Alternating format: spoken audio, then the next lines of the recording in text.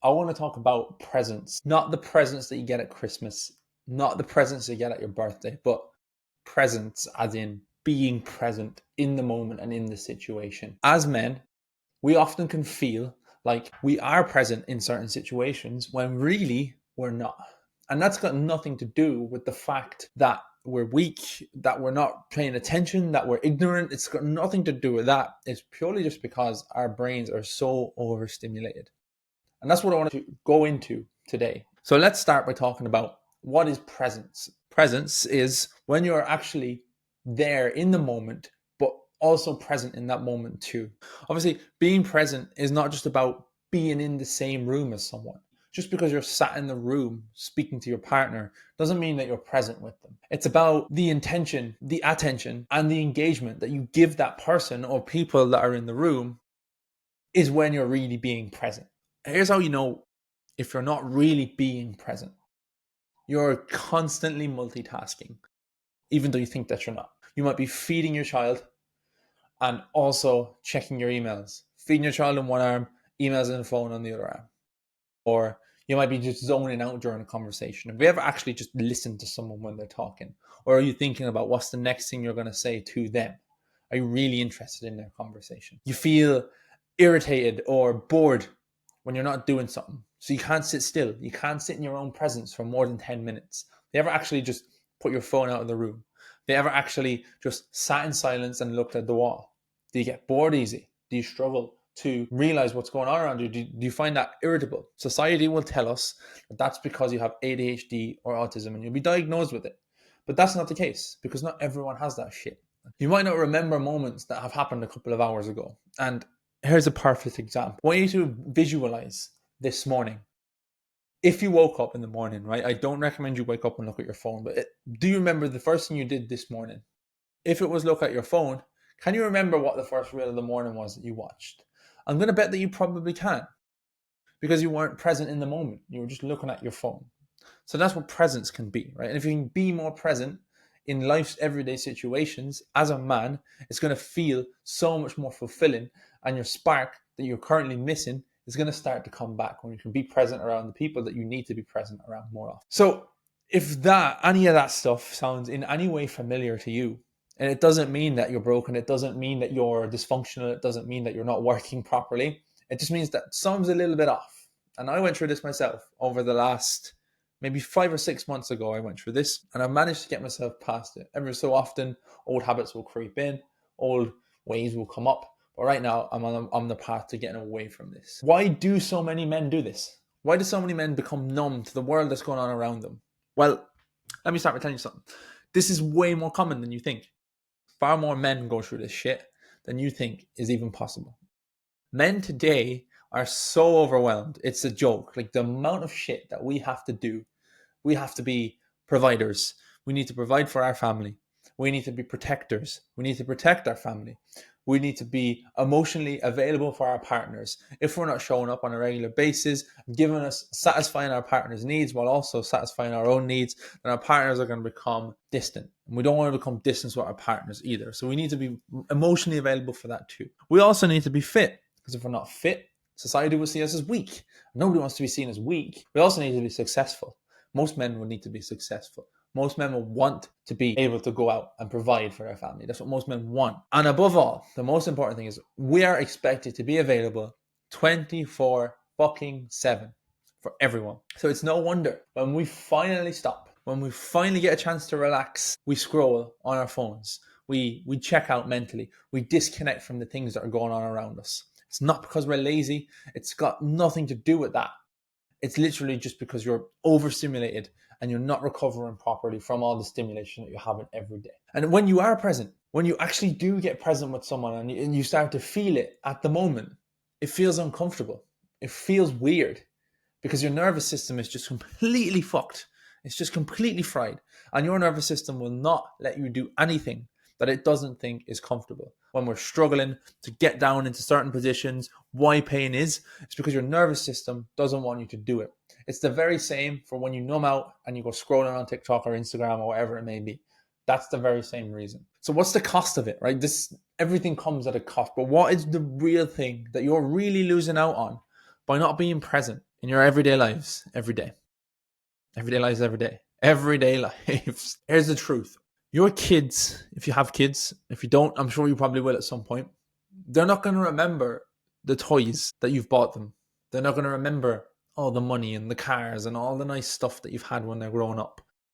They're not going to remember you slaving your ass off every day, working long hours so that they can have all the nice things that they currently have, their Apple Watches and all this shit.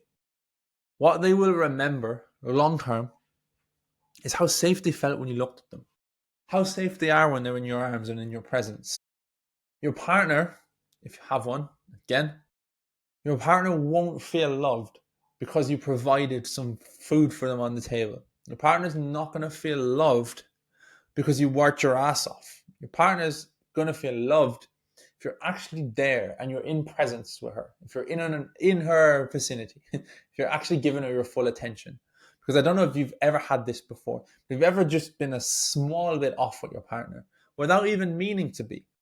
They're on it like a sniffer dog and they notice straight away and they always think that something's wrong. Women know better. If you're always busy, you're always distracted, you're always turned on, you're actually robbing your family, your friends of the version of you that they actually want to see. Being present, being calm, being engaged, and just being there overall. So this is the most important thing that you can do in life. Because if you think about it long term, what is the point in driving yourself into the ground? For what? What return do you get from it? I want to give you some practical ways that you can reclaim your presence with your friends, your family, your partner in everyday lives. And we can do this and we can apply this shit like straight away.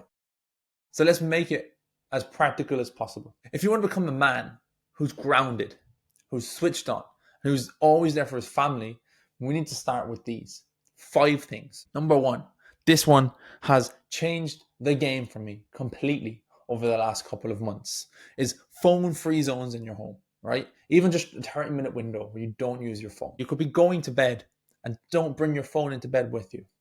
You could be leaving your phone in another room in the mornings when you wake up, when you're getting your breakfast. Just phone-free zones so that you're not consistently stimulated by your phone at certain periods of the day. Make it a priority for yourself to get that set in stone. Number 2 is pre-schedule your deep work blocks so you can fully switch off outside of them. As in, if you work 9 to 5, that's your deep work block. You shouldn't be doing extra work when you go home. Switch off. It will still be there tomorrow when you go back. Okay? One moment every day where you deeply connect with your partner or your children or your friends or someone who's close to you, your mother, your father, whoever it may be. You need to have at least one moment every day. If you just go through the whole day, you wake up in the morning, you look at your phone, you're scrolling through social media all the way through the day, you're going to get to the end of that day and you're going to feel very unfulfilled because you haven't had one deep connection with anybody. Humans crave connection. They crave attention. Have you ever had something on the back of your mind that's just making you feel like shit? It's dragging you down. And it just, for some reason, you feel like crap about it. But then you have a chat with someone about it and they really listen and they really make you feel like you're understood. How much better do you feel after you've had that conversation? So we need to take time out of our days to deeply connect with someone in our lives.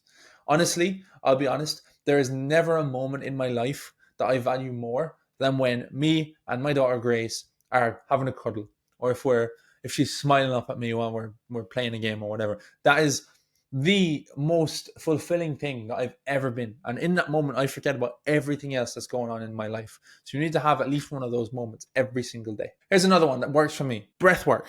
Do you do your breath work? Or even just 5 to 6 minutes of silence before you get into bed. I recommend breath work in the morning. 2 to 3 minutes of breath work. Box breathing, 4 seconds in, hold, 4 seconds out, hold, 4 seconds in, and repeat. Do it for 2 or 3 minutes every single morning.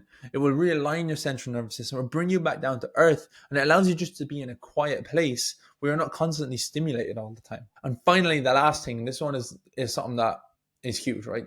Just notice and identify patterns in your scrolling every single day, right? So because nobody will admit this nowadays, but we all have a problem with our phones. We all spend too much time on our phones. And if we replace that time with something more productive, we're going to just feel so much better as a result of it. So instead of scrolling, replace it with something else when you're still and in the vibe. So instead of scrolling on Instagram, do some reading.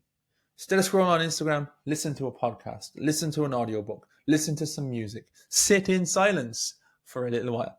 Don't look at your foot. Just get rid of it. You will notice within 21 days of doing this, it takes 21 days for you to properly form a habit. You will feel so much better about yourself. Remember that presence is a practice. You have to practice this. It's a skill. It's the same as training till failure. You need to learn to do this. It doesn't just happen. And when you have it, I swear, there is nothing in this world that is going to feel better for you than being fully present in a conversation. Every time you train, you build a stronger, more grounded version of yourself. Every time you train yourself to be more present, you get more grounded. You're not going to respond to as many situations in a reactive way.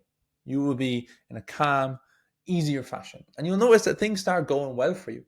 Anytime when I've been really struggling and things haven't been going too well, it's because I haven't been present in everyday life. As soon as I come back and I start being present in everyday situations, miraculously enough, everything starts picking back up. Everything starts becoming better. And that makes life so much easier. Honestly, life is so much easier when you just embrace being present and just let it happen. So that is it. It's the end of this episode. Being a man today, it isn't just about showing up anymore. It's about how you show up. You can show up for 60-hour work weeks. I guarantee that only maybe 20 of those will be you and your full self. Don't let your family, your friends, people around you grow up with a shit version of you who's always crappy, always feeling like shit, always snapping at them, never really in the room, only kind of half in the room. Let them grow up with a version of you who is you, the full version of you.